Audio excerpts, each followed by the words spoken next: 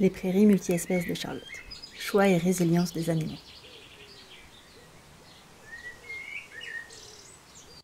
La diversité des espèces permet à l'animal d'aller choisir exactement de quoi ils ont besoin.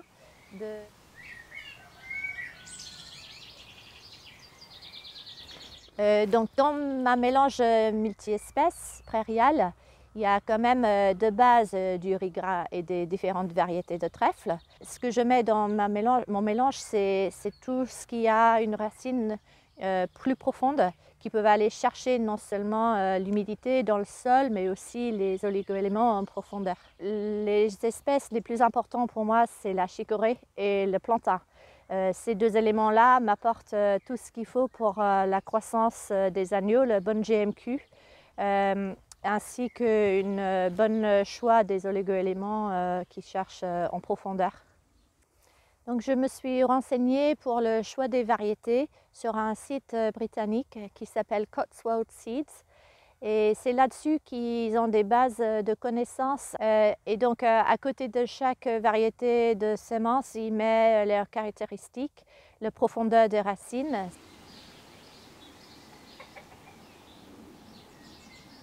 On entend parler de l'effet des tanins sur le cycle de vie des parasites. C'est pas prouvé tout ça. En tout cas, le taux d'œuf ne semble pas vraiment changer. Par contre, je trouve que de plus en plus, on a cette résilience qui amène à réduire le nombre de traitements parce que l'animal a tout ce qu'il faut pour bien défendre. L'effet est tel que mes agneaux grandissent bien. J'ai un GMQ qui varie entre 250 et 350 grammes par jour et donc j'en suis très satisfaite.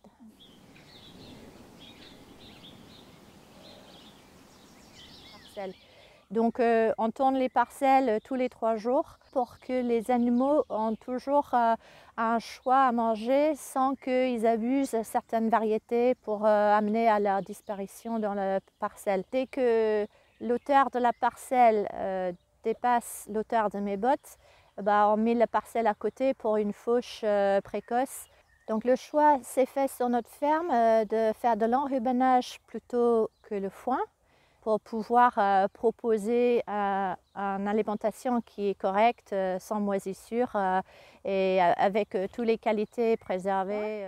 Tout simplement parce que le temps de séchage d'une prairie multi-espèces est assez varié.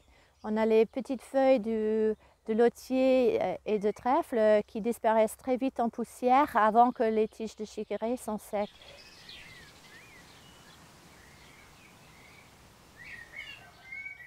Au début, on a testé l'ajout d'un mélange de plantes aromatiques, notamment pimprenelle, persil, achille et millefeuille. On a trouvé que le mélange n'était pas toujours facile à trouver, que le mélange était assez cher par kilo et que ce n'est pas très résistant dans le champ. Après 1 ou 2 ans, on ne les voit plus.